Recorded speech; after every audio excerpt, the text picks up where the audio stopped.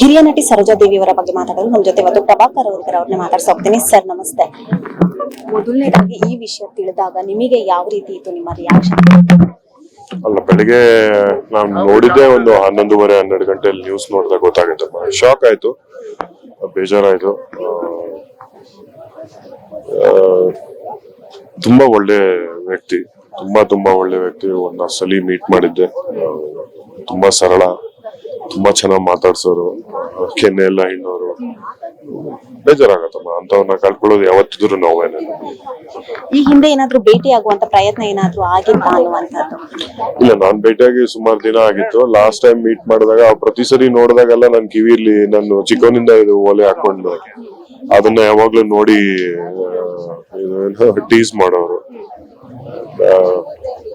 Actually ನಾನ್ ಚಿಕ್ಕವನಿಂದ ಅವ್ರು ನೋಡಿದೀನಿ. ನಾನ್ ಹುಟ್ಟು ಬೆಳೆದಿದ್ದೆಲ್ಲ ಪಕ್ಕದ ರಸ್ತೆಯಲ್ಲೇ.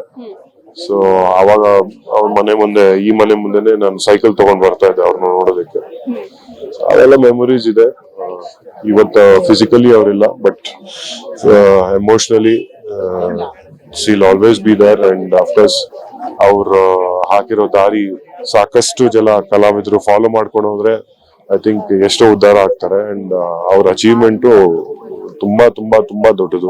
ಇವಾಗಲ್ಲ, ಅವ್ರು ಆವಾಗ್ಲೇ ಸಾಧನೆ ಮಾಡಿ ಬಿಟ್ಬಿಟ್ಟಿದ್ದಾರೆ. ಅಭಿನಯ ಸರಸ್ವತಿ ಅಂತ ಬಿರುದು ತಗೊಂಡು, ಆಮೇಲೆ ಅನು ಅವ್ರಿಗೂ ಅವ್ರು ತುಂಬಾ ಮಾದರಿಯಾಗಿದ್ರು. ಬೇಜಾರಾಗತ್ತೆ.